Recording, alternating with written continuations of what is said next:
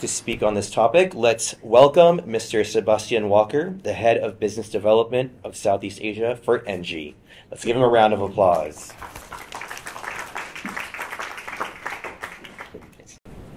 So I'm Sebastien from Engie. You may not all know Engie.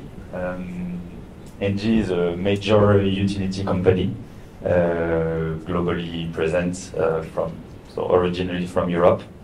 Our purpose is really to accelerate the energy transition with lesser and greener energy.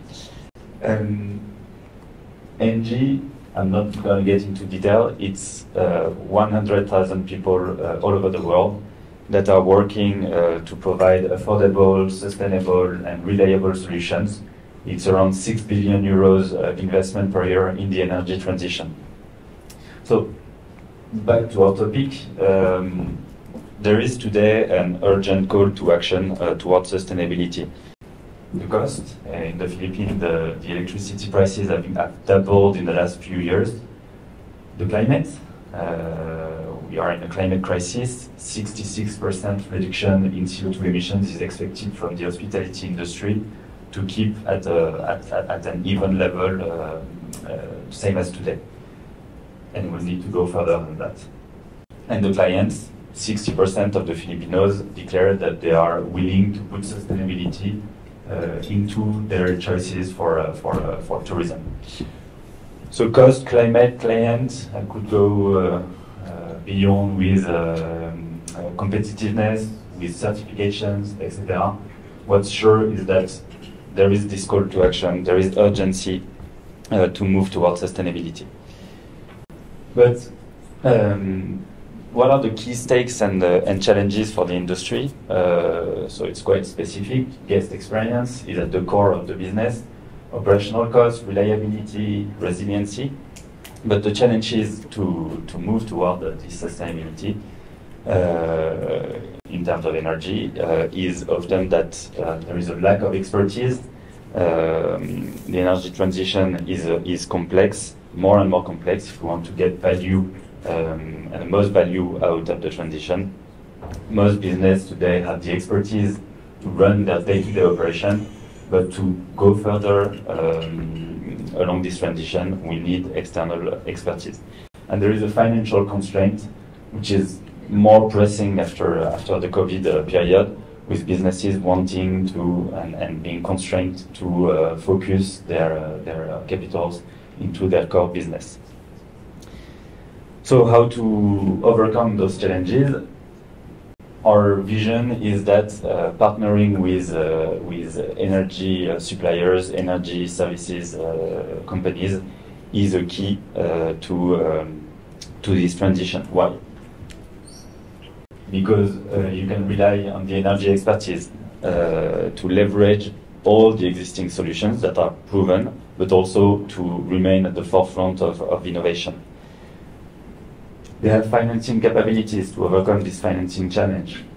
Tailor-made solutions. Today we cannot afford anymore to go into standardization. If we want to go to the extra mile, we need to tailor the solutions to each case study, to each hotel, to each client.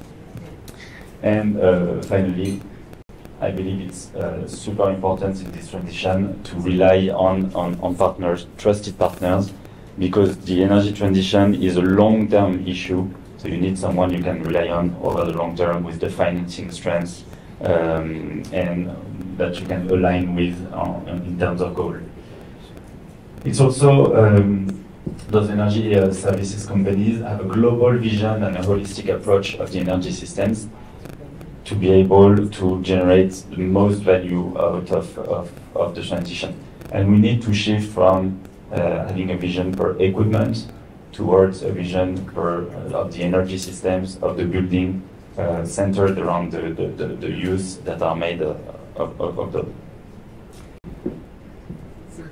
Beyond having a trusted partner, we can leverage on integrated utilities and leverage on new types of business model, such as energy as a service.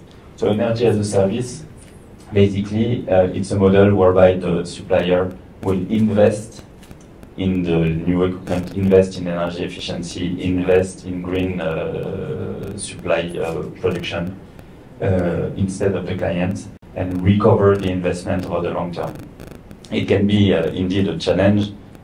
Investing in new equipment that are more efficient can come at a cost premium, but over the life cycle of this equipment, there is no question it makes sense. So those energy providers, those energy solution providers will recover those investments over the long term. So in this model, the energy company will finance the equipment, will design and build the solution according to the need, will operate and maintain it over the long term, 15, 20 years depending, and leverage and integrate additional solutions. If you consider your equipment only on the production plant of cooling energy, for example, you're missing a bit of the point. If you can integrate it with the airside distribution, with digital solutions, and add on top of that solar rooftop, for example, you have a comprehensive vision, you leverage and you go as far as possible in terms of decarbonization and sustainability. And you get the max value out of it. So why does it make sense, this model? So as I said, the supplier is here over the long term and has a global vision, an integrated vision, which is aligned with the KPI, with what the client needs. In a typical model, you take a consulting company to design, or engineering company to design the solution. They will design and leave the project, and you have to live with the equipment for 20 years. Same for construction. The EPC will build the solution and leave the project afterwards. And operation and maintenance, your typical supplier will be here for 3 to 5 years. In this model, there is a long-term approach. The supplier will design fit for purpose, will build with quality at the core of its incentive and security, with the vision that it will have to provide performance, reliability, and quality over the long term. So it's a no capex model, meaning you can keep your resources for your core business and leave it to the external supplier. No capex, no risk, and I think that's one of the most important things. It's the best way to generate energy efficiency today and to generate savings. When the cost of electricity doubles, the leverage you get by creating energy efficiency is increased and improved. The good news is, beyond these technical advantages and beyond this direct economic advantage, the good news is that there is today a return on sustainability. Why? So of course you push your profit margin by lowering your cost, but also you have a better quality for your establishment, with higher reliability, higher resiliency, especially in places where the grid, for example, the electricity grid, can be a bit unpredictable sometimes. You improve guest satisfaction and loyalty, which is the core of the business. You future-proof your assets for regulation changes that will come in the future. You offset, of course, your carbon impact, and as of today, you still get an enhanced reputation and marketability. It was said earlier, sustainability today, there is still an early mover advantage, but in 5 to 10 years, the one who will be noticed will be those who didn't take the lead. So it's good news, there is return on sustainability, direct and indirect. Really quickly, just as an example, but we'll be happy to, we have a table outside, so feel free to come and discuss.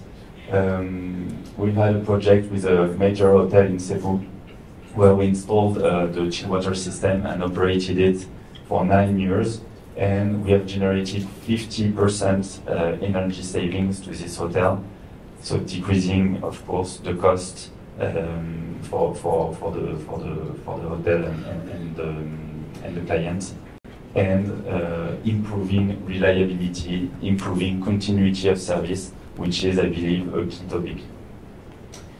Another example which we are proud of is in the Philippines. We are partnering with Fininvest, who understood the value of leveraging the energy expertise.